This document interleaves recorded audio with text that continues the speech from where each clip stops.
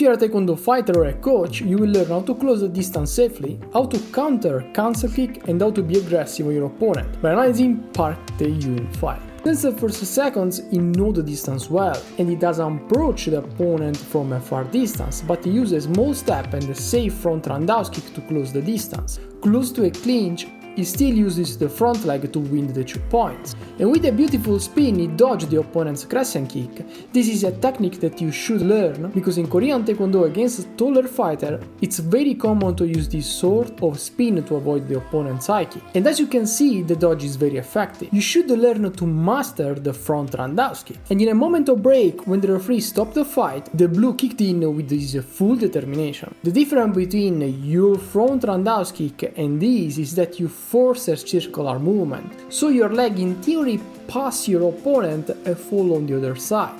Instead, the blue, if we stop the frame, uses a descending technique that falls right between his opponent's leg, so it is a vertical kick, not a circular kick. This doesn't make all the difference, but it makes enough of a difference to score with your foot, because you slide your sense on your opponent's armor instead of creating only an impact. And by keeping the magnet more time on the opponent's armor, you increase the chance to get the point, because you can make more contacts with your magnet. Now there is a little bit mistake: when you get an advantage, you have the chance to play safe and wait for your opponent's mistake. Instead, the blue uses advantage to play aggressive, and the mistake is that he started with a slower technique, and that small second was enough to let the red read the axe kick and counter attack with the spinning back kick, and he was able to take his 2 points. Now we can understand how to counter the leg block, but first, to learn this technique, if you are liking this video, click the like button so YouTube push it and you can help me grow this channel. When you start first with your front leg, there is a high chance that your opponents block it, so what you can do is keep the leg up and continue to strike. Even if this seems like a simple attack, if you are not used to it with a lot of training, you won't be able to strike with enough force to score a point. Instead, you will just hold your opponent to kick back, so